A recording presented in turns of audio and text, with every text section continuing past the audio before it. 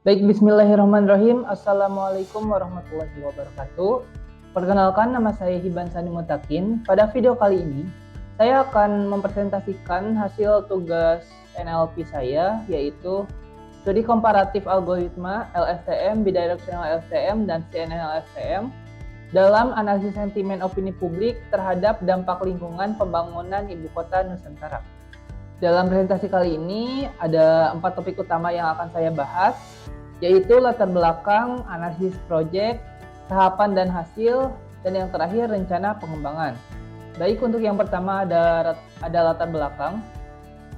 Pembangunan atau pemindahan ibu kota dari Jakarta ke IKN ke Kalimantan Timur cukup menjadi topik yang hangat yang dibicarakan oleh publik, terutama pada media sosial X.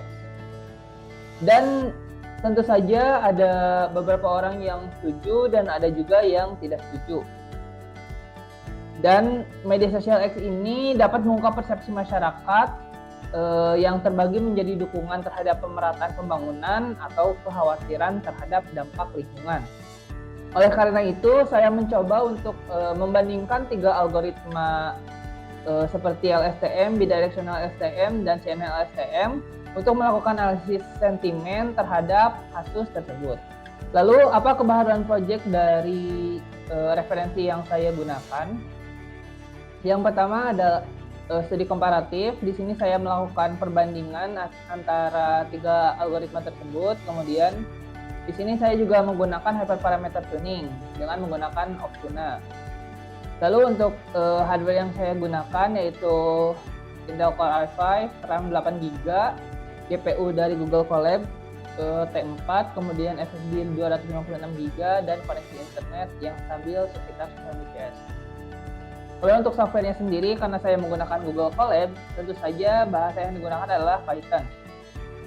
Dan ada beberapa library dan framework yang saya gunakan seperti Pandas, TensorFlow, dan sebagainya. Untuk data sendiri, saya tidak melakukan scraping data sendiri, tetapi mengambil dataset yang sudah ada dari Kaggle. Lalu ini adalah ilustrasi atau arsitektur project yang saya gunakan. Mulai, kemudian loading dataset yang dari Kaggle tadi, kemudian preprocessing, labeling, visualisasi, ekstraksi fitur FIDF, tokenisasi teks LSTM, train test split, menangani imbalance data dengan oversampling, kemudian training model, hyperparameter tuning dengan Optuna. Lalu outputnya adalah sebuah model dan juga siap untuk dievaluasi. Setelah itu selesai. Baik, selanjutnya adalah tahapan dan hasil. Langsung saja saya akan menunjukkannya di Google Colab. Baik, ini adalah program yang saya buat untuk analisis sentimen dan membandingkan 3 algoritma tersebut. Yang pertama adalah import library. Di sini ada beberapa library yang akan digunakan pada program kali ini. Kemudian loading dataset. Di sini jumlah datanya ada 3.834 data. Lanjut ke tahap preprocessing. Di sini ada beberapa tahapan. Yang pertama ada cleaning untuk menghapus mention, hashtag, link, dan sebagainya. Kemudian scaffolding, mengubah semua teks menjadi huruf kecil atau tidak kapital. Dan lanjut ke fixing slang word. Ini adalah tahap untuk mengubah bahasa yang tidak baku atau bahasa slang menjadi bahasa baku. Seperti ini, G jadi tidak, GK tidak, kemudian YG jadi yang, dan sebagainya. Jadi ke tokenizing, di sini mengubah kalimat menjadi teks yang terpisah.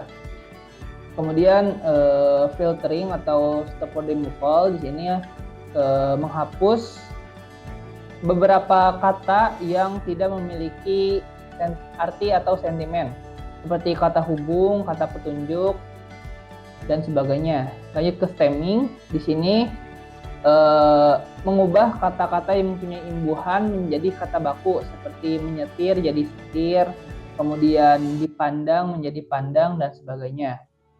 Setelah itu teks digabungkan kembali menjadi satu kalimat. Lanjut ke tahap pelabelan. Di sini saya menggunakan pelabelan dengan leksikon. Dan untuk hasilnya sendiri, negatifnya sekitar 56% dan positifnya sekitar 43%. Untuk word cloud-nya, di sini ada kata yang paling sering muncul yaitu pengembangan kota, negara, Indonesia, dan sebagainya. Untuk word cloud positifnya, yang paling sering muncul adalah pengembangan, ramah lingkungan, dan sebagainya. Kemudian untuk word cloud negatifnya sendiri, di sini ada salah, kemudian pengalihan, dan sebagainya. Lanjut ke tahap modeling, di sini pertama adalah mengimport library-library yang digunakan untuk modelingnya sendiri seperti TensorFlow, sklearn, Optuna, dan sebagainya. Kemudian ekstraksi fitur dengan TF-IDF, tokenisasi teks untuk LSTM. Selain test speed, di sini saya membagi datanya menjadi 80% untuk data latih dan 20% untuk data uji. Kemudian untuk menangani imbalance data, di sini saya menggunakan oversampling.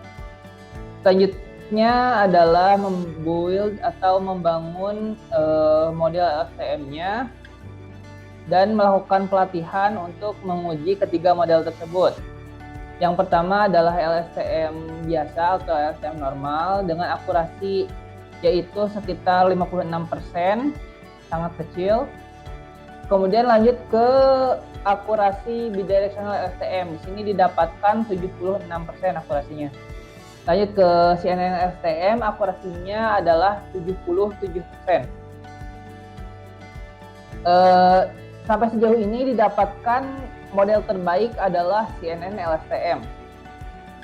Namun belum sampai di situ. Di sini saya melakukan hyperparameter tuning dengan Optuna untuk mencari parameter terbaik dan didapatkan model terbaiknya adalah bidirectional LSTM dengan validation akurasinya yaitu 80%. Karena sudah didapatkan model terbaik adalah bidirectional LSTM, sini saya untuk final modelnya menggunakan BLSTM itu. Dan didapatkan akurasi setelah hyperparameter tuning yaitu sekitar 79%. Selanjutnya ada pengujian. Di sini saya sudah menyiapkan 2 kalimat baru. Yang pertama ada pemindahan ibu kota ke IKN dapat merusak lingkungan. Yang kedua, IKN adalah langkah awal menuju Indonesia maju. Dan didapatkan sentimen untuk kalimat pertama adalah negatif, sudah benar, dan kalimat kedua adalah positif, sudah benar. Baik, yang terakhir ada rencana pengembangan dari proyek ini. Mungkin saran untuk kedepannya, untuk datasetnya bisa ditingkatkan hingga 10.000 atau 15.000 tweets, dan juga dapat menggunakan algoritma yang lebih advance seperti BERT atau Roberta. Kemudian bisa juga dilakukan implementasi multimodal analisis untuk mengkombinasikan teks dengan foto atau video di media sosial. Dan mungkin untuk yang terakhir bisa dilakukan cross-platform analysis untuk mengintegrasikan data dari beberapa media sosial yang berbeda seperti Facebook, Instagram, atau media sosial lainnya. Mungkin sekian yang dapat saya sampaikan. Mohon maaf apabila masih banyak kekurangan. Wassalamualaikum warahmatullahi wabarakatuh.